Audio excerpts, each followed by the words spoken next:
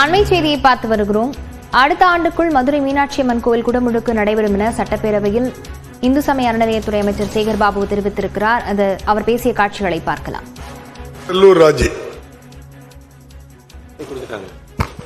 மீனாட்சி அம்மன் கேட்டிருக்கேன். மாண்பு பேரவைத் தலைவர்களே, உங்களுக்கு என்னுடைய அட்வான்ஸ் கிறிஸ்துமஸ் வாழ்த்துக்கள், புத்தாண்டு வாழ்த்துக்கள். மாண்பு அமைச்சர் இந்து நலத்துறை அமைச்சர் அவர்களுக்கு உலக பிரசித்தி பெற்ற அருள்மிகு மீனாட்சி சுந்தரேஸ்வரர் திருக்கோயில் எப்பொழுது குடமுழுக்கு நடத்தப்படும், வசுந்தராயர் மண்டபம் அது எப்பொழுது புதுப்பிக்கப்படும், அதே நேரத்தில் அதனுடைய துணை கோயிலான எங்க செல்லூர் பகுதியில் இருக்கிற ஆப்பனூர்நாதர் கோயில் மாண்பு அமைச்சர் ஏற்கனவே கோரிக்கை பலமுறை சொல்லியிருக்கேன். அதுக்கு எப்பொழுது குடமுழுக்கு நடத்தப்படும் என்பதை மாண்புமிகு பேரவைத் தலைவராக மாண்புமிகு அமைச்சர் அவர்கள் தெரிவித்தார். மாண்புமிகு அமைச்சர் அவர்கள்.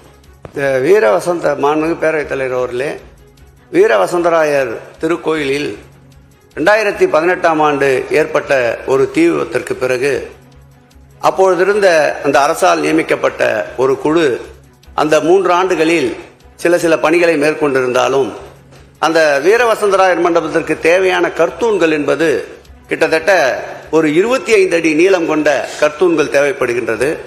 அதற்குண்டான கல் ஒரே அளவில் கிடைப்பது சிரமமாக இருந்ததை மாண்புமிகு முதலமைச்சர் அவர்கள் கவனத்திற்கு கொண்டு சென்றவுடன் அரசினுடைய தலைமை செயலாளர் தலைமையிலே ஒரு கூட்டத்தை ஏற்பாடு செய்து கூட்டி தற்போது அந்த கல்லை எடுப்பதற்குண்டான அனுமதி வழங்கப்பட்டிருக்கின்றது.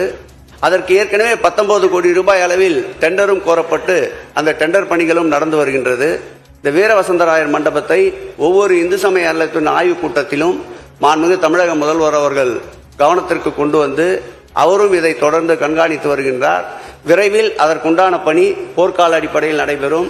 அவர் கோரிய அந்த ஐயனார் திருக்கோயிலுடைய குடமுழுக்கு பணியும் வெகு விரைவில் மேற்கொள்ளப்படும்.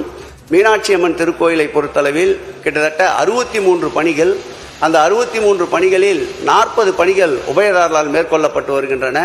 மீதம் இருக்கின்ற 23 பணிகளையும் முடித்து அடுத்த ஆண்டு டிசம்பர் மாதத்திற்குள் நிச்சயமாக குடமுழுக்கு அனைவரும் மகிழ்ச்சியுறுகின்ற வகையில் நடத்தி தரப்படும் என்பதை பேரவைத் தலைவர் வாயிலாக எங்களுடைய பக்தன் செல்லூர் ராஜ் அவர்களுக்கு தெரிவித்துக் கொள்கிறேன்.